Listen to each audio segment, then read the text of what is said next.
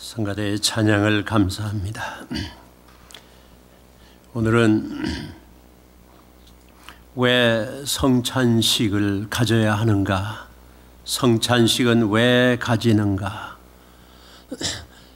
예수님께서 십자가에 달려 돌아가시기 전, 잡히시기 마지막 전날 밤, 주님께서 가장 마지막 순간에 제자들과 가진 것이 성찬식입니다. 그리고 주님 다시 오는 그날까지 꼭 지키라고 부탁하신 것이 성찬식입니다. 성찬식을 왜 꼭 하라고 하시는가요? 오늘 읽은 성경 말씀에는 성찬식을 가져야 할 두 가지 이유를 말씀하고 있습니다. 성찬식은 왜 가지는가? 오늘 말씀에 그 두 가지 이유를 말씀하고 있습니다. 하나는 그리스도의 피에 참여하는 것이고, 또 하나는 그리스도의 몸에 참여하는 것이다 라고 말씀하고 있습니다. 설교 노트 1번을 같이 읽으시겠습니다. 1. 성찬은 그리스도의 피에 참여하는 것이다. 또요, 성찬은 그리스도의 피에 참여하는 것이다. 고린도전서 10장 16절에 잔은 그리스도의 피에 참여함이 아니냐. 우리가 이 잔을 받을 때 이것은 바로 예수 그리스도의 피에 참여하는 것이다 라고 말씀하고 있습니다. 이 참여라고 하는 것은 participation 그리고 communion이라고 표현했습니다. communion은 뭐예요? 하나가 된다 하는 것입니다. 참여하는 것이 무슨 모임에 참여했다가 시간 끝나면 가고, 그리고 방문했다가 가고, 참석했다가 인사하고 모임 끝나고 헤어지고, 그런 참여가 아니고 이 참여는 하나가 된다 그런 뜻입니다. 예수 그리스도의 피에 참여하는 것이다 하는 것은 예수님의 피로 예수님과 하나 된다 그런 뜻이에요. 예수님이 흘린 피로 그 효력을 내가 다 입고 participate, 예수님의 그 효력에 동참한다, 들어간다 하는 뜻입니다. 이 잔을 받는 것은 예수 그리스도의 피에 참여하는 것이다, 하나 되는 것이다 하는 것입니다. 오늘 성찬식에 참여하는 우리 성도님들, 예수님의 피를 그대로 보여주는 이 포도즙을 받아 마심으로 예수님의 피에, 예수님의 보혈에 참여하여 예수님과 하나 되는 그런 놀라운 축복이 여러분에게 임하시기를 간절히 바랍니다. 잔은 무엇이에요? 예수 그리스도의 피에 동참하는 것이다, 참여, 하나 되는 것이다 라고 말씀하고 있습니다. 이 성찬에 우리 성도님들을 초대합니다. 예수님의 피요 예수님의 살을 받아 마시고 받아 먹는 것입니다.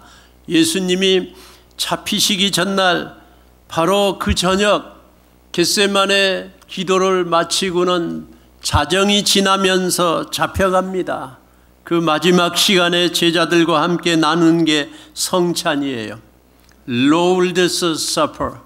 예수님이 그 저녁 그 식탁에 그들을 초대하고 받아 마시라, 받아 먹으라 라고 말씀하면서 같이 식사합니다. 여러분, 왕 중의 왕 예수님이 초대한 식탁에 우리가 초대를 받은 거예요.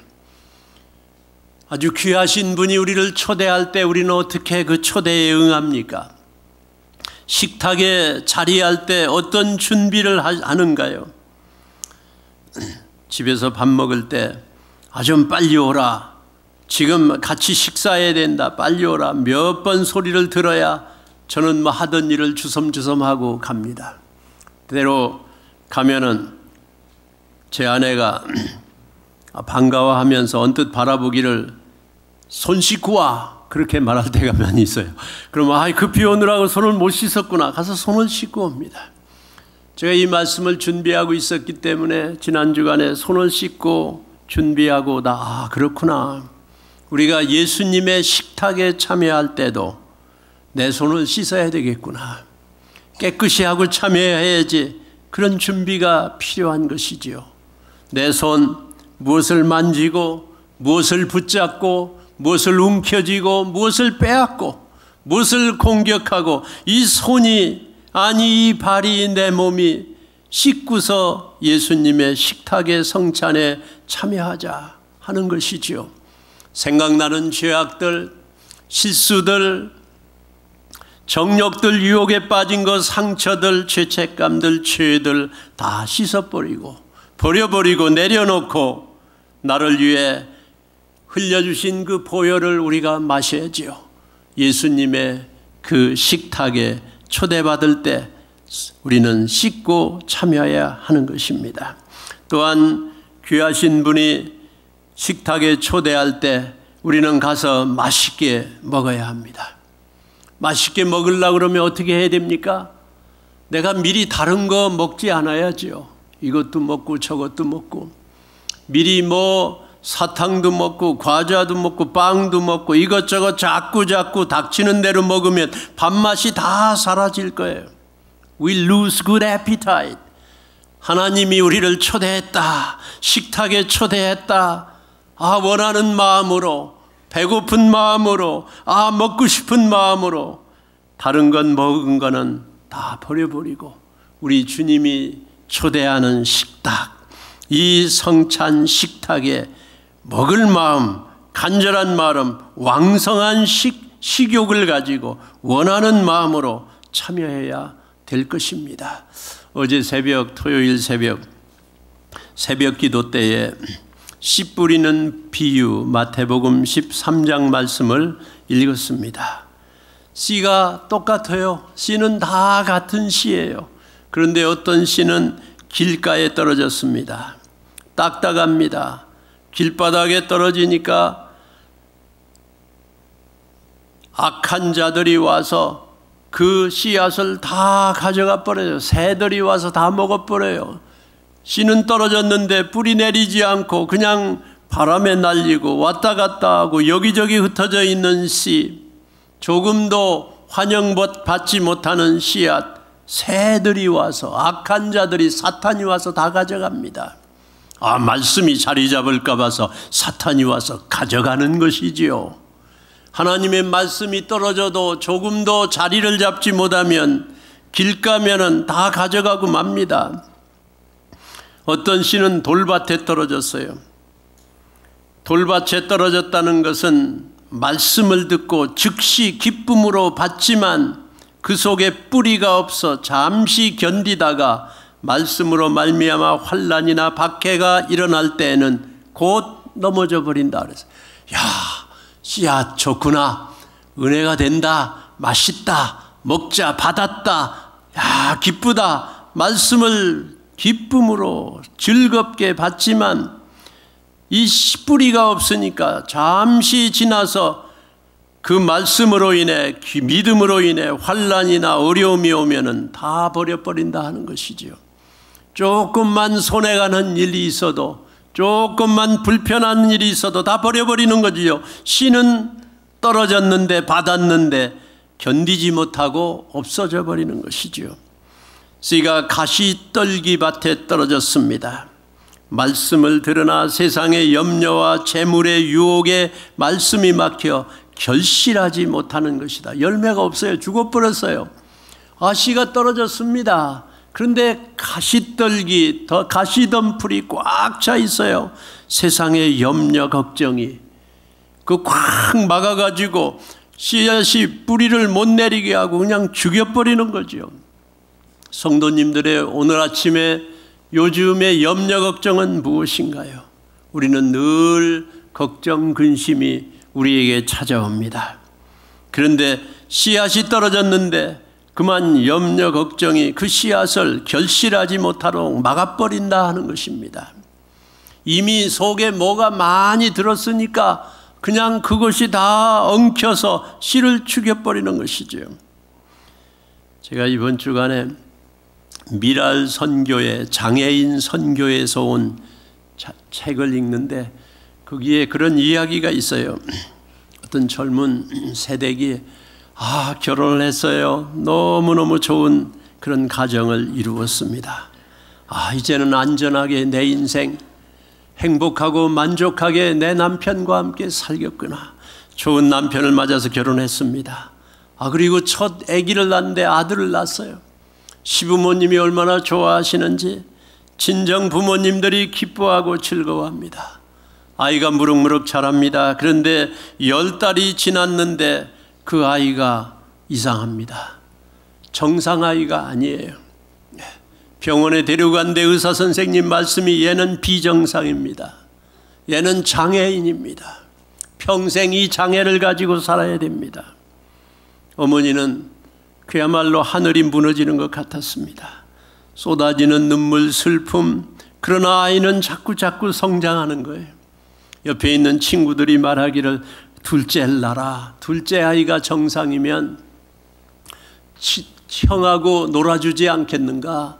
동네 아이들 중에 첫 아이는 늘 혼자 성장하고 있는데 이제 둘째를 낳으면 형제간이니까 친하지 않겠는가. 둘째를 낳습니다. 아들입니다. 이제 친구가 되겠구나. 그런데 이게 무슨 일입니까? 둘째는 더 큰 장애를 가지고 태어났어요. 도저히 이 아이는 이제 장애가 많아서 그야말로 동네 다른 아이들, 학교의 다른 아이들과 가까이 할 수도 없는 그런 어려운 장애가 있습니다. 막 공격적이고 물고.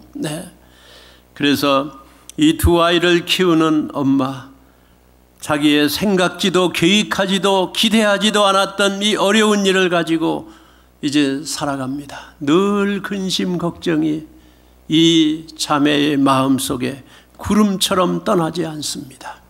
늘 가득합니다. 아침 식탁을 하고 아이들은 10살, 7살이 됐습니다. 이제 오늘은 어떻게 아이들을 잘 돌볼까? 그는 아침을 먹고 그리고 혼자 오전 시간에 식탁에 앉아 있는데 그날도 근심 걱정해요. 내가 살 날은 이만큼이고 내가 죽으면 아이들이 살 날은 저만큼인데 그때는 어떤 박해를 받으며 살까? 어떤 장애를 가지고 누구와 함께 살아갈까? 애들이 결혼을 할 수 있나? 가득 구름 낀 마음으로 걱정 근심이 가득한데 둘째 아이가 와가지고 엄마를 툭툭 칩니다. 엄마가 그 둘째 아이를 바라보는, 엄마의 눈에는 눈물이 가득한데 둘째 아이는 와서 엄마를 바라보며 얼굴에 가득 미소를 짓고 웃으면서 엄마 무슨 걱정해? 무슨 마음에 근심이 있어? 엄마 왜 울어? 하는데 이 엄마가 둘째 아이를 끌어안고 하나님 그렇습니다.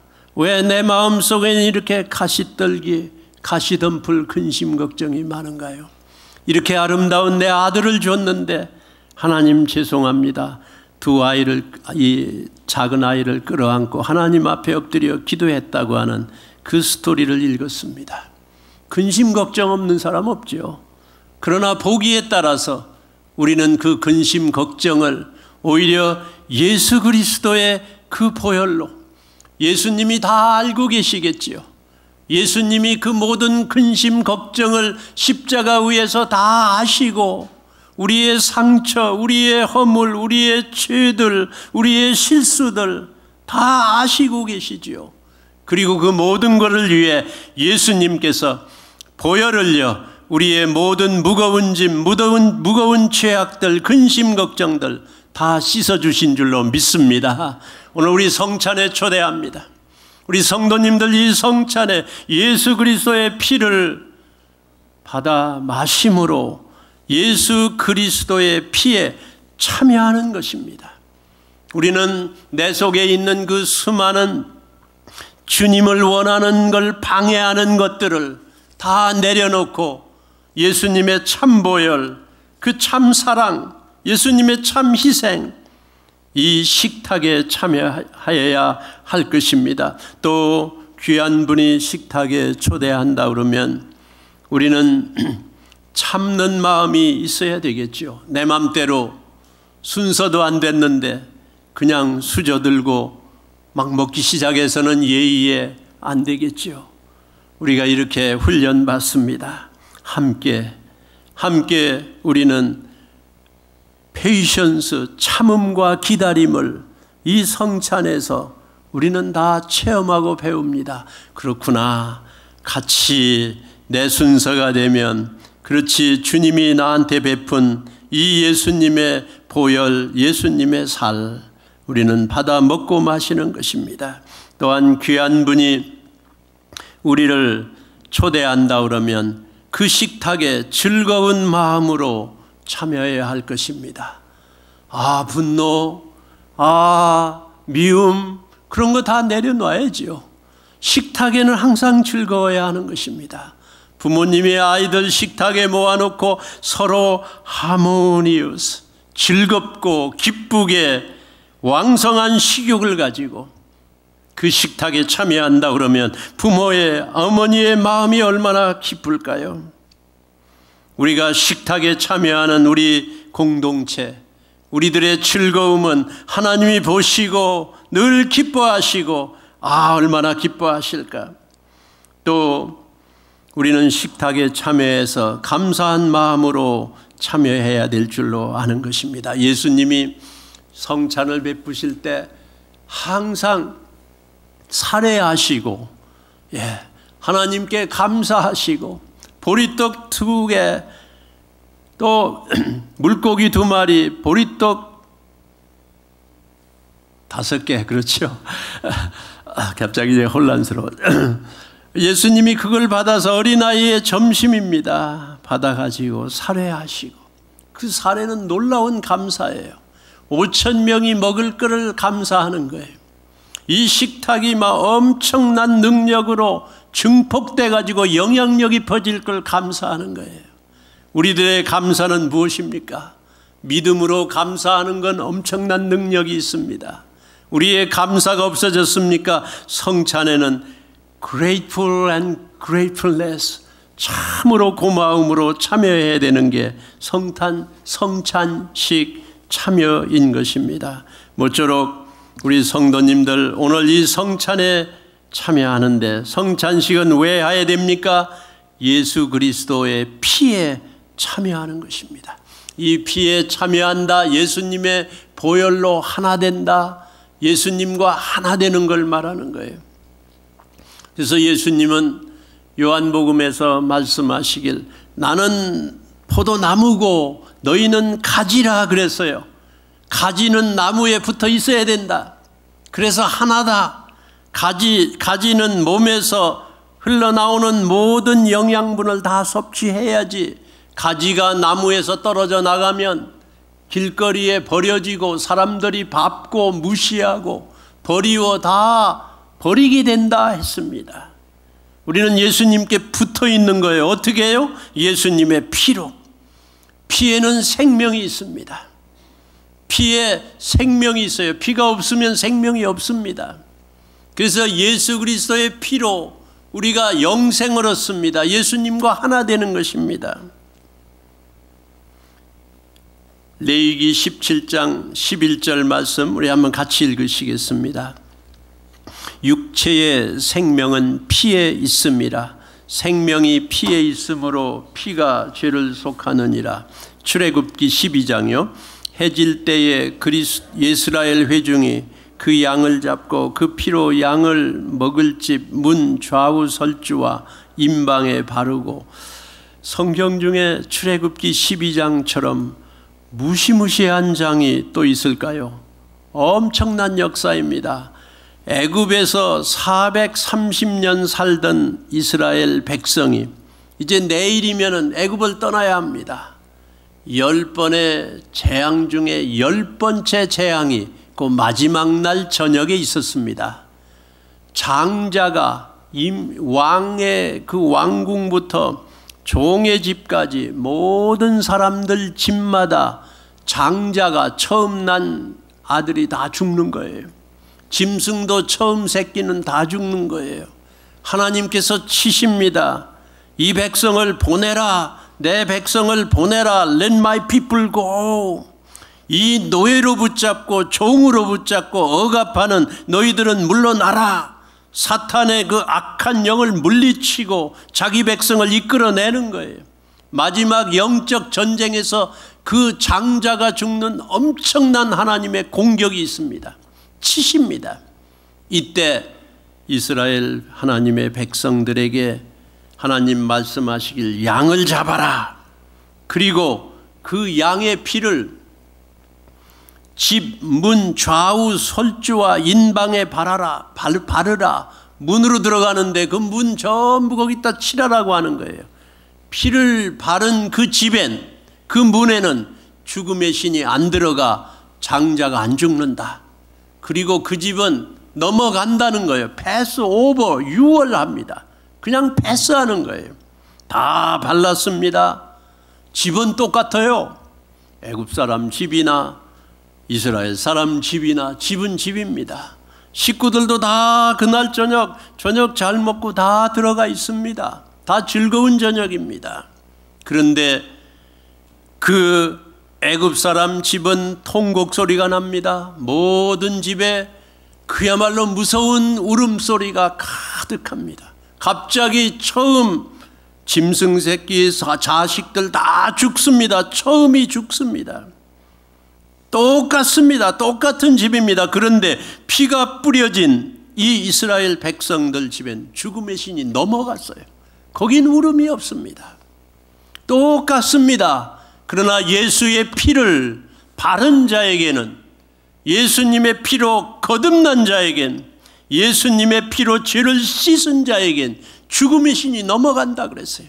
우리 성도님들, 하나님의 은혜로, 하나님의 자비로, 하나님의 사랑으로 여러분이 그 은혜로 말미암아 예수 그리스도를 믿음으로, 예수님의 피로, 예수님의 피뿌림으로 예수님의 주시는 이 구원을, 죽음의 신이 넘어가서 성도님들에게 영생의 영원한 생명의 축복이 임한 줄로 믿습니다. 그게 성찬이에요. 성찬식은 왜 가집니까? 예수님의 피에 동참한 게 아니냐. 그리스도의 피를, 피뿌림을 받은 자들은 나는 예수님의 피에 참여했습니다. 선포하는 거예요. 세상에 알리는 거예요. 아, 여기 피 뿌렸습니다. 죽음의 신은 이제 나를 공격하지 못합니다 하는 걸 알리는 거예요. 유월절의 피입니다. 아, 그날 다 죽음의 무서운 고통이 임했는데 이 하나님의 백성들은 문 좌우 설주와 인방에 그 피를 발랐다. 예수님은 바로 이 어린 양을 말합니다. 십자가에 흘린 보혈을 말합니다. 요한복음 1장 29절에 보라, 예수를 보라, 세상 죄를 지고 가는 하나님의 어린 양이다 그랬어요. 핏부림이 없은즉 사함이 없느니라. 보라, 세상 죄를 지고 가는 하나님의 어린 양이로다. 오직 흠없고 점없는 어린 양 같은 그리스도의 보배로운 피로 한 것이다. 그 아들 예수의 피가 우리를 모든 죄에서 깨끗하게 하실 것이요, 예수님의 피가 우리를 모든 죄에서 깨끗하게 해주시는 줄 믿습니다. 예수님의 피 흘림이 없이는 죄사함이 없어요. 우리는 예수님의 피로 거듭난 것입니다. 십자가에 피 흘려주심으로 우리 성도님들의, 우리들의 모든 죄를 깨끗하게 흰 눈처럼, 양털처럼, 동이 서에서 먼 것처럼 깨끗하게 씻어 주신 줄 믿습니다. 왜 성찬식을 지켜야 합니까?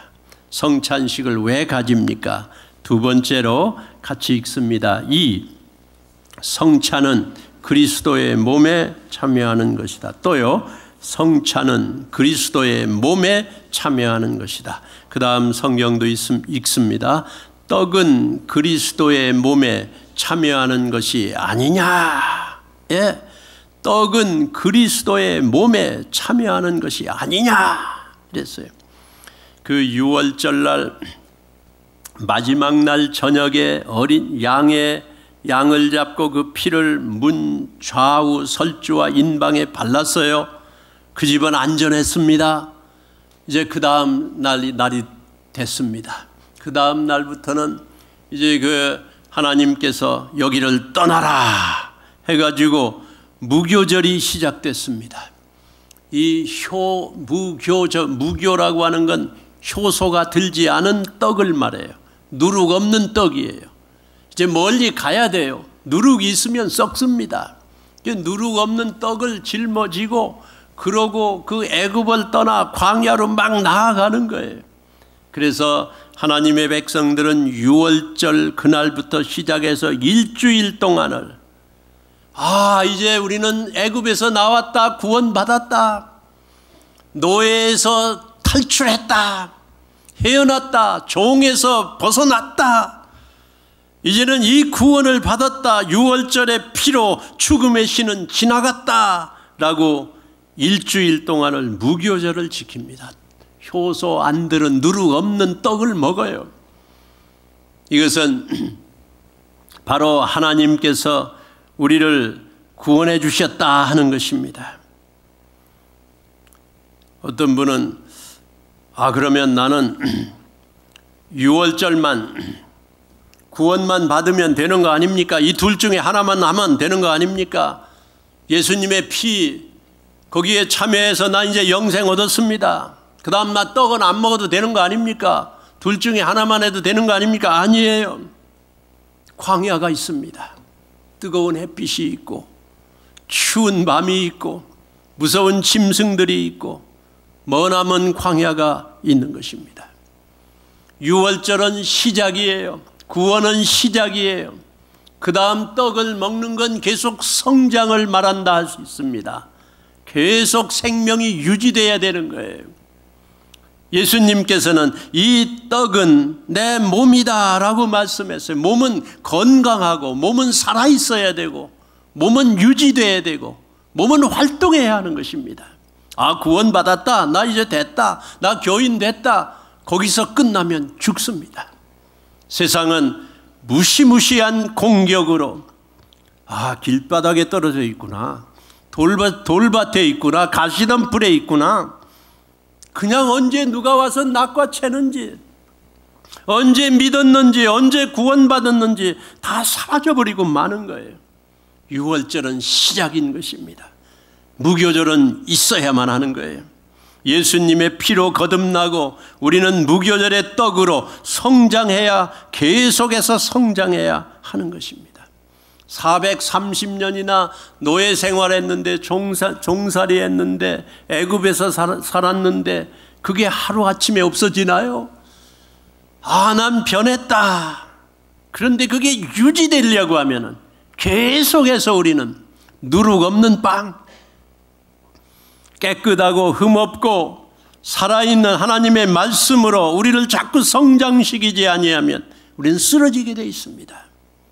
우리 성도님들, 예수님의 피에 참여하여 우리 주님 예수 그리스도의 피 공로로 우리의 죄를 용서받고 씻음받았을 뿐만 아니라 예수 그리스도의 몸에 참여함으로 예수님이 내 몸이다, 받아 먹으라, 예수님의 그 몸의 고난에 참여함으로 고난도 참여하고, 예수님의 몸의 희생에 참여하고, 예수님의 몸이 견딘 모든 그 고통과 고난에 참여할 수 있는 그 예수님의 몸에 참여하는, 그래서 우리는 그 떡도 먹어야 하는 것입니다.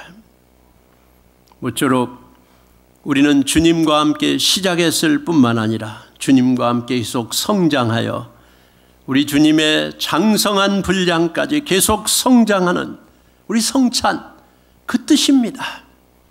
우리 주님께서 성찬에 늘 초대하기를 원하세요.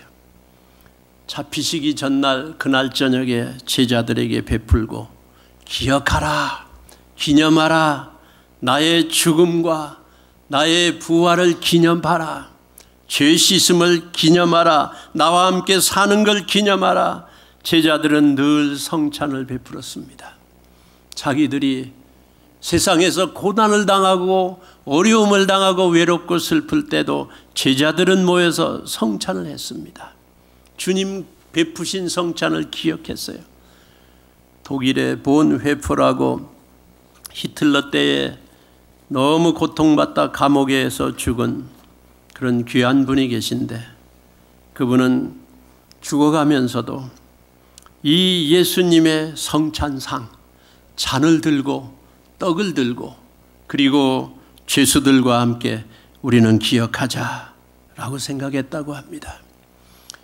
이 유월절 피는 혼자 먹는 거라고 볼 수 있어요. 나 혼자 받아야 됩니다. 주님의 공로는 각자 받아야 합니다. 그런데 떡은 공동체를 의미하는 것이라고 볼 수 있습니다. 몸인데 몸에 여기 몸이 어디 단순합니까? 몸이 얼마나 지체가 많습니까? 손도 있고 발도 있고 이 안에 무수한 세포들이 끊임없이 움직이고 있죠. 몸은 대단합니다. 몸은 예수님이 받아 먹으라 이건 내 몸이니라 한 것은, 내 몸에 동참한다 한 건 예수님에게 머리가 된 교회 공동체의 한 몸이 된다 하는 것입니다. 구원은 각자 받아요. 그러나 성찬에 참여하는 우리는 한 떡에서 먹는 거예요. 초대교회는 그래서 큰 떡을 해놓고 거기서 다 뜯어 먹었습니다. 우리는 한 떡에서 다 이렇게 잘라놓은 걸 받아 먹죠. 한 떡입니다. 예수님의 몸에 동참한다고 하는 것은 구원은 나 각자 받아야 되지만 우리는 공동체의 일원이다, 한 몸이다, 유닛이다. 예수님이 머리인 몸에 소속돼 있다, 속해 있다 라고 하는 걸 선포하는 거예요. 예수님의 몸에 참여한다고 하는 것은 공동체의 일원이다 하는 것입니다.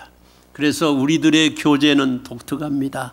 성찬식의 교제는 강력합니다. 힘이 있습니다. 예수님과 하나 되고 예수 믿는 사람들과 하나 되고 교인과 하나 되고 한 떡에서 먹고 한 마음으로 한 주님을 찬양하고 예배하고, 이거 놀라운 선포인 것입니다. 우리는 주님 앞에 가는 날, 참으로 이 세상에 나가는 시간마다 우리는 하나됨을 고백하고 그리고 나가는 거예요. 놀라운 교제인 것입니다. 성령은 언제나 우리를 묶어줍니다. 우리 성도님들 모일 때마다, 예배할 때마다, 여러분 기도하실 때마다, 교회 모일 때마다, 여러분 스몰 그룹으로 모일 때마다 예수 그리스도의 몸에 참여한 성도의 교제가 여러분에게 충분히 임하시기를 주님의 이름으로 축원합니다. 깨면 안 돼요. 사탄은 늘 찢겨놓습니다. 찢어지게 합니다. 벌어지게 합니다. 그 아픔은 너무너무 큰 것입니다. 우리의 말과 우리의 희생으로, 우리의 모든 도움으로 우리는 어떻게든지 세워야 돼요. 공동체를 세워야 돼요. 한 몸이 돼야 되는 것입니다. 예수님이 머리예요. 머리가 원하는 것은 한 몸입니다. 몸이 뭐가 하나 떨어져 나간다, 얼마나 아파요. 온전한 몸이 아닙니다. 나 뭐 별로 하는 일도 없어. 난 새끼손가락 핑키일 거야. 중요합니다. 하나 새끼가 아파도, 새끼손가락이 아파도 온몸이 아픈 거죠. 우리는 하나, 한 유닛, 한 몸이 된 것입니다. 떡은 무엇을 말해요? 그리스도의 몸에 동참하는 거다. 우리는 하나가 되는데 적극 힘써서 하나가 돼야 하는 것입니다.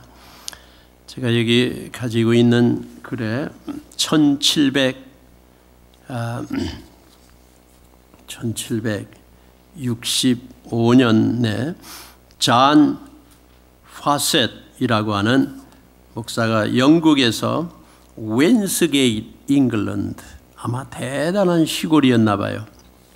그 시골에서 이제 신학교를 졸업하고 아주 시골의 그런 목사입니다. 교회를 그 교회로 목회를 하러 갔어요.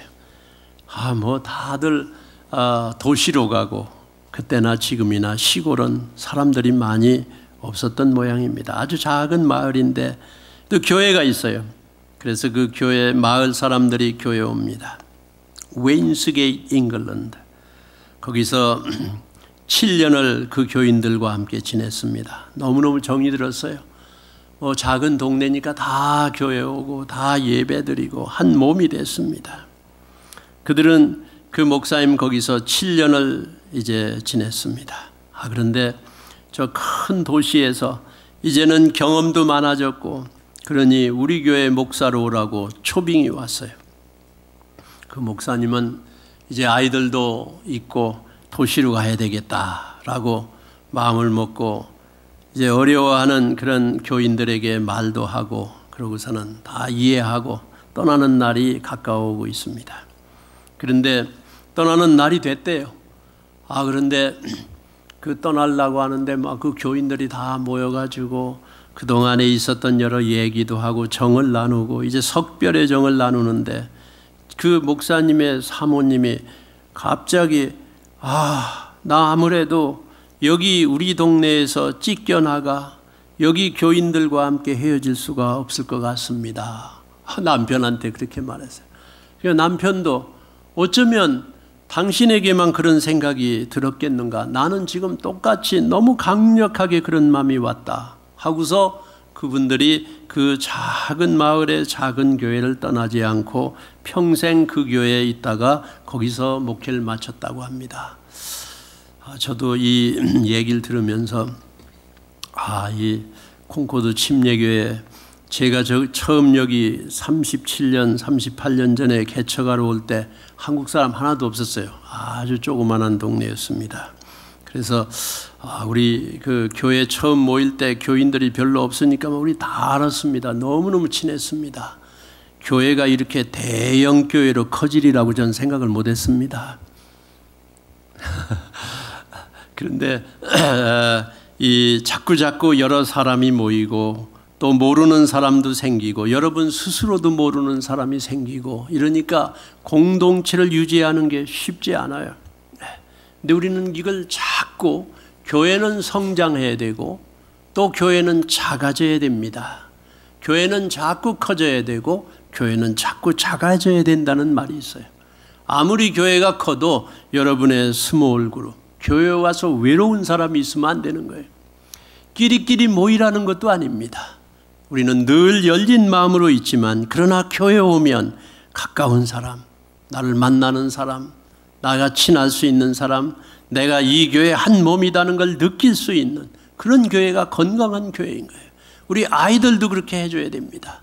우리 콩코드 침례교회는 아무리 커지고 아무리 성장해도 하나님께서 이렇게 작은 교회로 또 우리 공동체의 한 몸이 되는 교회로 찢어지지 않고 오히려 연합하는 살아있는 몸, 활동하는 몸, 성장하는 몸으로 하나님께서 같은 성찬식에 참여할 수 있도록 축복을 주실 줄로 믿습니다. 이 잔 파셋이라는 목사님이 그날 거기서 교회를 떠나지 않고 평생 그 교회에서 살았는데요. 그분이 있으면서 성도의 교제라고 하는 주 믿는 형제들 Blessed be tie 라고 하는 그 유명한 찬송의 시를 썼어요. 그래서 지금 미국 교회들은 그걸 항상 부르고 있습니다. 여기 글에 보니까 한 사람이 시골에서 목회를 작은 교회 성도의 교제를 찢어서 깨지 않고 거기서 목회를 마쳤는데 그분의 시는, 그분의 찬양시는 영원히 불려지고 있다. 지금 200년이 지났는데도 계속해서 불려지고 있는 것입니다.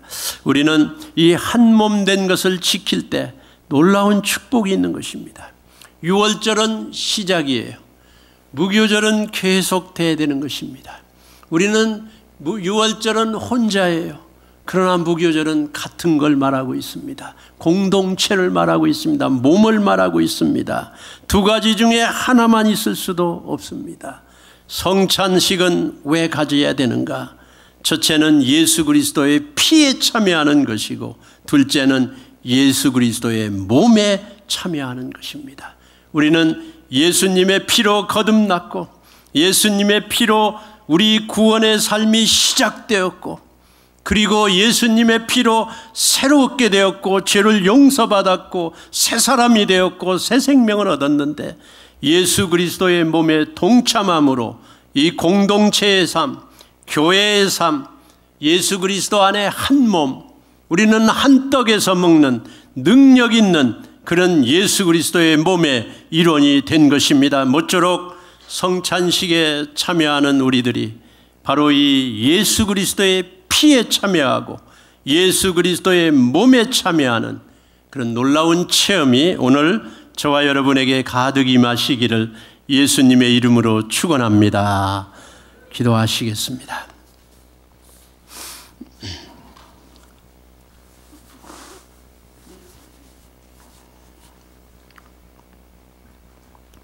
하나님 아버지, 베풀어 주시는 성찬에 참여합니다.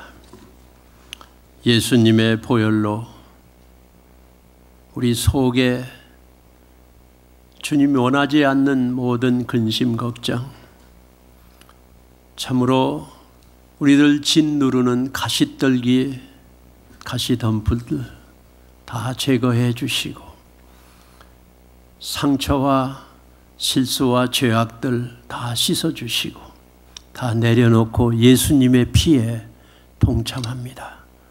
예수님의 피가 우리를 씻어주신 걸 만방에 선포합니다. 예수님의 몸에 참여합니다. 한 떡에서 먹고 우리는 형제 자매 성도의 교제를 회복하게 해주시고 성찬식의 놀라운 축복이 이 자리에 임하게 해 주시옵소서. 하나 되기를 소원합니다. 교제를 지키게 해 주시고 예수님의 몸이 당한 모든 희생으로 우리는 하나됨을 하나님 앞에 감사하며 지키게 해 주시옵소서. 성찬식에 참여합니다. 우리를 하나 되도록 축복해 주시옵소서. 예수님 이름으로 기도하옵나이다. 아멘.